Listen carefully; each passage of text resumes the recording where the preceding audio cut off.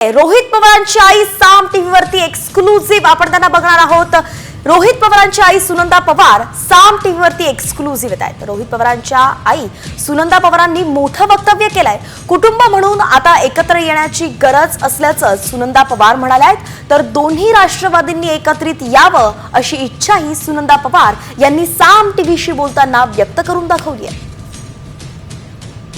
अत्यंत मोठी बातमी अशी आपण पाहतोय। कालच शरद पवार यांचा 85वा वाढदिवस होता आणि त्यानिमित्त अजित पवार यांनी थेट दिल्लीत त्यांची भेट घेतली होती। त्यावेळी सुद्धा ही कौटुंबिक भेट असल्याचं बोललं जात होतं आणि म्हणून आता दोन्ही कुटुंब एकत्र येणार का अशा चर्चाही रंगल्या होत्या।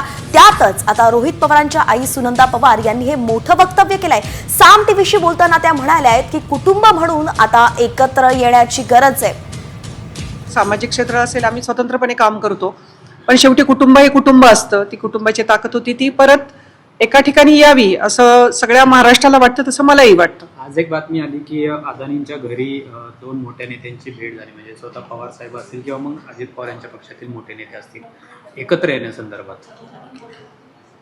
म्हणजे मला काही आयडिया नाही त्याची।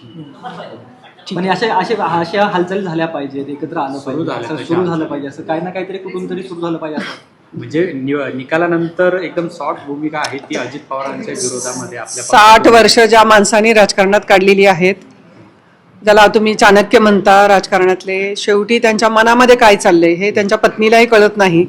त्यामुळे आम्हाला काय कळणार, हा सगळ्यात मोठं गूढ आहे पवार साहेब म्हणजे।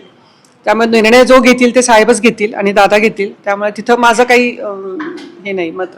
रोहितदादांनी काम आता खरं तर पहिलं प्रतोद वगैरे सगळे नवीन पक्षात नवीन मुलांना संधी दिली, रोहित आर पाटील असतील किंवा मग जानकर असतील, त्यांना संधी दिलेली आहे। कशा प्रकारे बघता सगळं याच्यात? खूप चांगला निर्णय घेतला त्यात रोहितनी पुढे होऊन हे निर्णय